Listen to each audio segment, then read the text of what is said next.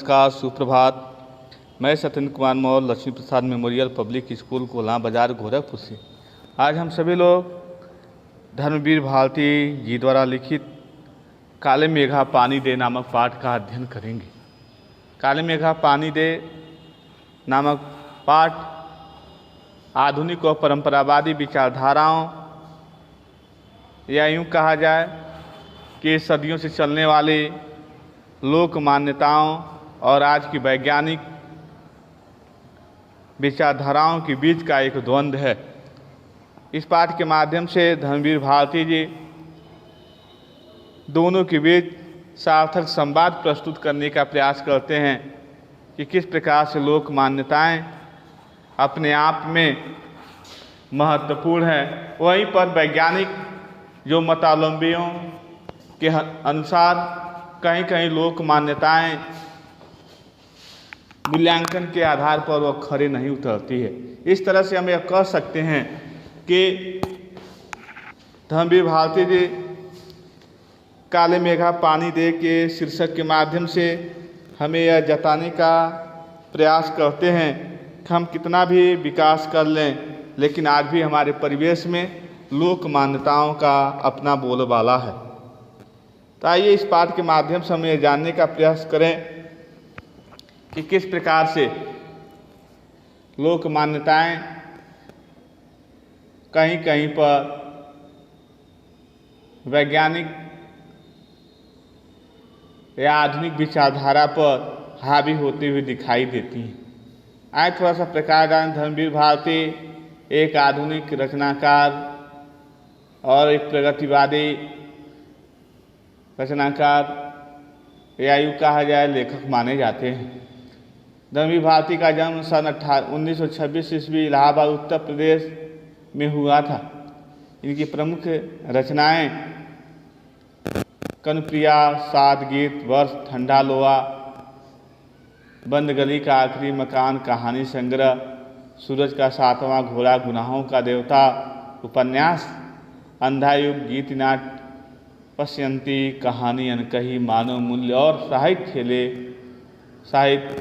खेले पर हिमालय निबंध संग्रह। उन्हें नाना प्रकार के पुरस्कार भी प्राप्त होते हैं। गुनाहों का देवता उपन्यास लोकप्रिय धर्मवीर भारती का आज़ादी के बाद के साहित्यकारों में विशेष स्थान है। उनकी कविताएं, कहानियां, उपन्यास, निबंध, गीत नाट्य और रिपोर्टाज हिंदी साहित्य के उपलब्धियां हैं। भारती जी के लेखन की एक खासियत यह भी थी कि हर उम्र, हर वर्ग के पाठकों के लिए उनकी अलग अलग रचनाएं लोकप्रिय हैं। वे मूल रूप से व्यक्ति स्वतंत्र, मानवीय संकट और रोमानी चेतना के रचनाकार हैं। यहाँ तक हम यह कह सकते हैं कि उनकी रचनाओं के माध्यम से वह समाज के हर एक वर्ग के पाठकों को अपनी रचनाओं के माध्यम से कोई न कोई शिक्षा या प्रेरणा देने का या साहित्य के प्रति जागरूकता फैलाने का प्रयास करते हैं। और ऐसे स्थिति में जैसा हम सभी लोग जानते हैं कि हिंदी साहित्य में जैसे उनका प्रारंभ होता है, हमारा देश आज़ादी के लिए संघर्ष कर रहा है। युवा धर्मवीर भारती ने आज़ादी के उस संघर्ष में आज़ादी के लिए अपने प्राणों का बलिदान देने वाले उन सभी महापुरुषों, उन सभी क्रांतिकारियों जिन्होंने देश को आज़ाद कराने के लिए अपने प्राणों की शहादत दे दी, ऐसे स्थिति में उन्होंने अंधा युग नामक रचना का शुभारंभ करते हैं। इस अंधा युग गीत साहित्य के श्रेष्ठ गीत नाटकों में है। मानव मूल्य और साहित्य पुस्तक समाज सापेक्षता को साहित्य के अनिवार्य मूल्य के रूप में विवेचित करती है। इन विधाओं के अलावा भारती जी ने निबंध और रिपोर्टाज भी लिखे। उनके गद्य लेखन में सहजता और आत्मीयता है। बड़ी से बड़ी बात वो बातचीत की शैली में करते हैं और सीधे पाठकों के मन को छू लेते हैं। एक लंबे समय तक हिंदी का साप्ताहिक पत्रिका धर्मयुग फिलहाल प्रकाशन बंद है के संपादक रहते हुए हिंदी पत्रकारिता को सजा संवार कर गंभीर पत्रकारिता का एक मानक बनाया। यहाँ प्रस्तुत संस्मरण काले मेघा पानी दे में लोग प्रचलित विश्वास और विज्ञान के द्वंद्व का सुंदर चित्रण है। विज्ञान का अपना तर्क है और विश्वास का अपना सामर्थ्य। इसमें कौन कितना सार्थक है, प्रश्न पढ़े लिखे समाज का उद्वेलित करता रहता है। इस तरह से हम देखेंगे कि धर्मवीर भारती जी अपनी रचनाओं के माध्यम से भारतीय जनमानस या चेतना में लोगों को जगाने का प्रयास करते हैं। आइए हम देखें किस तरह से उन्होंने अपनी जो रचना उनकी आती है, काफ़ी महत्वपूर्ण रचना होती है। गुनाहों का देवता, ठेले पर हिमालय, इस तरह की रचनाओं के माध्यम से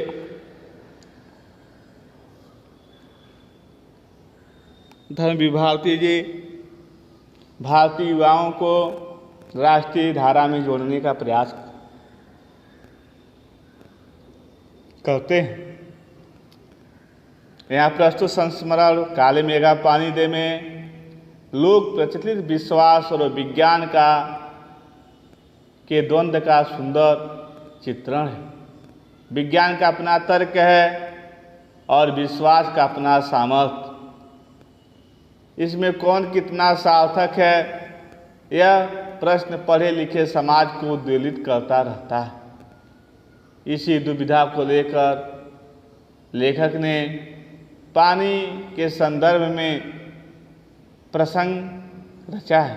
आषाढ़ का पहला पखवाड़ा बीत जाने के बाद भी खेती और बहुकाज प्रयोग के लिए पानी न हो तो जीवन चुनौतियों का घर बन जाता है। जैसा हम सभी लोग जानते हैं कि हमारा देश कृषि प्रधान देश होने के कारण यहाँ की कृषि व्यवस्था प्रकृति या वर्षा के जल पर निर्भर होती है। अच्छी वर्षा होती है तो फसलें समय से लगा दी जाती हैं। किसान भी अपने धान की फसलों को लगा लेता है। वर्षा कम होती है तो फसलें नहीं लग पाती हैं। इस तरह से हम इसमें देखते हैं कि धर्मवीर भारती जी भारतीय किसान की परेशानियों को इस पाठ के माध्यम से प्रस्तुत करने का प्रयास करते हैं। जैसा हम सभी लोग जानते हैं कि यह पाठ भारतीय किसानों की समस्याओं को केंद्र में कहीं कहीं रखकर लिखा गया है और इस तरह से इस पाठ के माध्यम से वह यह बताने का प्रयास करते हैं। लेखक ने अपने किशोर जीवन के इस संस्मरण में दिखलाया है कि अनावृष्टि दूर करने के लिए गांव के बच्चों की इंदर सेना कहते हैं अनावृष्टि यानी बहुत कम वर्षा हो रही है और बहुत कम वर्षा होने के कारण जो गांव के बच्चे हैं वर्षा के उद्देश्य के लिए वह वर्षा के देवता इंद्र भगवान को खुश करने का प्रयास करते हैं। लेखक का तर्कशील किशोर मन भीषण सूखे में उसे पानी की निर्मल बर्बादी के रूप में देखता है। इसे किशोर मन का वितर्क नहीं, वैज्ञानिक तर्क क्या कहना चाहिए और विज्ञान विषय की इतनी दीर्घकाल तक पढ़ाई और विज्ञानोपलब्ध आविष्कारों से अपने जीवन को भौतिक सुख सुविधाओं से भरते रहने के बावजूद इस देश की जनमानस में ऐसे वैज्ञानिक दृष्टि का न जन्म पाना अफसोसनाक ही कहा जा सकता। पर जनता सामूहिक चित्त में बैठे विश्वासों को क्या करे, जिनसे संचालित होने वाले कुछ लौकिक कर्मकांड संस्कृत की घटना के रूप में हमें लगते हैं। ऐसी स्थिति में दो समुदाय हैं। एक समुदाय इसे इंद्र सेना के नाम से पुकार रही है और वहीं दूसरा समुदाय इसे मेढक मंडली कहकर पुकार रही है। तो आइए देखा जाए कि कौन इंद्रसेना कह रही है और कौन इन्हें मेढक मंडली कह रही है। इस पूरे पाठ में यह बताने का प्रयास किया गया है। ऐसे स्थिति में आप देखेंगे उन लोगों के दो नाम थे। किनके? लड़कों की टोलियों के दो नाम थे। एक का नाम था इंद्रसेना या मेढक मंडली, या इंद्रसेना कहें या मेढक मंडली कहें। बिल्कुल एक दूसरे के विपरीत, या बिल्कुल एक दूसरे के विपरीत हैं। जो लोग उनके नग्न स्वरूप शरीर, उनकी उछल कूद, उनके शोर शराबे, अब देखिए दोनों नाम एक ही के हैं, तो फिर इसको अलग अलग लोग क्यों सोच रहे हैं? उन लोगों के दो नाम थे, इंद्रसेना या मेढक मंडली, बिल्कुल एक दूसरे के विपरीत। जो लोग उनके नग्न स्वरूप शरीर, उनकी उछल कूद, उनके शोर शराबे और उनके कारण गली में होने वाले कीचड़ कानों से चिढ़ते थे, वे उन्हें कहते थे मेढक मंडली। तो मेढक मंडली कौन कहता था? कि जो लोग उनके नग्न स्वरूप शरीर, उनकी उछल कूद, उनके शोर शराबे और उनके कारण गले में होने वाले कीचड़ कांदों से चिढ़ते थे, वे उन्हें कहते थे मेढक मंडली। उनकी अगवानी गालियाँ से होती थी। वे होते थे 10-12 वर्ष से 16-18 वर्ष के लड़के। ये सभी लड़के कौन किस उम्र के होते थे? 10-12 वर्ष से लेके 16-18 वर्ष के लड़के। सावला नंगा बदन, सिर्फ एक जांघिया या कभी कभी सिर्फ लंगोटी। नंगा बदन होता है, एक जांघिया पहने हुए हैं, सावले रंग की शरीर है। जब ये सब एक जगह इकट्ठा होते थे तो पहला जयकारा लगता था, बोल गंगा मैया की जय। जयकारा सुनते ही लोग सावधान हो जाते थे। जैसे इन बच्चों का जयकारा होता था, बोल गंगा मैया की जय, जयकारा सुनते ही लोग सावधान हो जाते थे। स्त्रियां और लड़कियां छज्जे बारजे से झांकने लगती थी और यह विचित्र नंग धड़ंग टोली उछलती कूदती संवेद पुकार लगाती थी। क्या लगाती थी? काले मेघा पानी दे, गगरी फूटी बैल पियासा। आकाश की तरफ लोग पुकार लगा रहे हैं, कह रहे हैं कि काली मेघा पानी दे, गगरी फूटी बैल पियासा, पानी दे गुड़धानी दे। और इस तरह से काले मेघा पानी थी। उछलते कूदते एक दूसरे को धकियाते लोग गली में किसी दुमहले मकान के सामने रुक जाते। गली में किसी दुमहले मकान के सामने क्या होते हैं? रुक जाते हैं। और जब किसी गली मोहल्ले में किसी दूसरे दुमहले मकान के सामने रुक जाते हैं तो ऐसे स्थिति में पानी दे मैया, पानी दे मैया कह के पुकारते हैं। जब इस तरह से कहते हैं पानी दे मैया, तो पुकारते हैं और फिर कहते हैं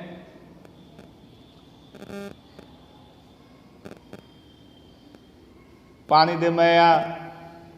देखिए, काली मेघा पानी दे, गगरी फूटी बैल पियासा। आप इसको समझे कि आकाश गंगा में छाए हुए बादलों से बच्चे पुकार के कह रहे हैं कि हे काले मेघ बादल पानी दो, गगरी फूटी बैल पियासा। गगरी फूट गई है, बैल पियास गए हैं, पानी दे गुड़धानी दे, पानी दे। और गुड़धानी गुड़ और चने से बना हुआ एक प्रकार का लड्डू। काले मेघ का पानी। उछलते कूदते एक दूसरे को धकियाते ये लोग गली में किसी दुगहले मकान के सामने रुक जाते। पानी दे मैया, इंद्र सेना आई है। कहते हैं पानी दे मैया, इंद्र सेना आई है। और जिन घरों में आखिर जेठ या शुरू आषाढ़ के उन सूखे दिनों में पानी की कमी भी होती थी, जिन घरों के कुएं भी सूखे होते थे, उन घरों से भी सहेज कर रखे हुए पानी में से बाल्टी या घड़े भर भर कर इन बच्चों को सर से पैर तक तर कर दिया जाता था। पानी नहीं है, फिर भी जो लोग पानी पीने के लिए रखे हुए हैं उसी में से एक बाल्टी निकाल के इन बच्चों को तर कर दिया जाता था। उन घरों से भी सहेज कर रखे हुए पानी में से बाल्टी या घड़े भर भर के इन बच्चों को सर से पैर तक तर कर दिया जाता था। ये भीगे बदन मिट्टी में लोट लगाते थे, पानी फेंकते। पानी फेंकने से पैदा हुए कीचड़ में लथपथ हो जाते थे।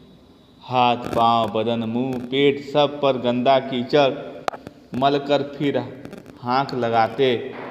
क्या कहते? बोल गंगा मैया की जय। और फिर मंडली बांधकर उछलते कूदते अगले घर की ओर चल पड़ते।